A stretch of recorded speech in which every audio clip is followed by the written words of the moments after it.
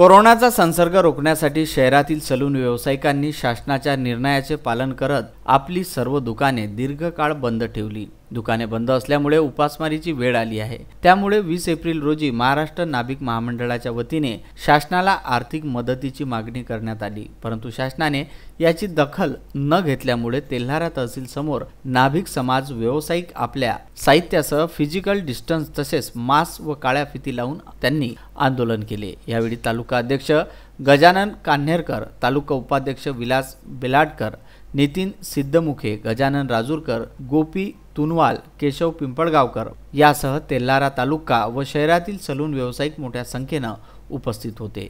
तरी शासनाने आता आमची आर्थिक मदत, आमच्या मुलांच्या शिक्षणाचा खर्च आणि जे फी वगैरे आहे ते सर्व माफ करून इलेक्ट्रिक बिल, दुकानाच्या आमच्या आर्थिक मदत, दुकानं खोलण्याची एक खुर्ची, एक दुकान हे परमिशन देण्यात यावी आम्हाला। काय आता आम्हाला शासनाला एवढं सांगायचं आहे की आता आम्हाला कोरोनाची भीती वाटत नाही, कोरोनाची आम्हाला आता भीती वाटत नाही। आता आम्ही आमचा जीव तसाच जाण्याच्या मार्गावर आलेला आहे। सलून व्यवसाय बंद आहे, त्यामुळे सलून व्यावसायिकांवर उपासमारीची वेळ आलेली आहे।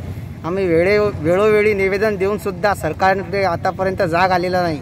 त्यामुळे आम्ही गेल्या 20 एप्रिल रोजी जिल्ह्याद्वारे निवेदन दिले होतं। त्यानंतर 5 जूनला आम्ही आमचे तहसीलदार शिवसाहेब यांना निवेदन दिलं।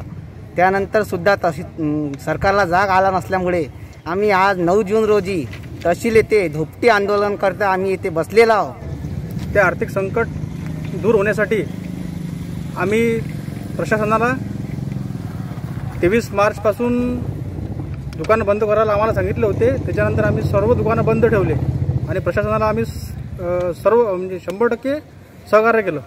त्याच्यानंतर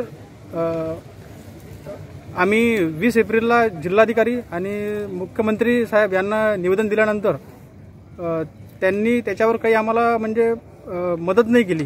गुरुदेव इसमोरे, विदर्भ न्यूज, तेल्हारा।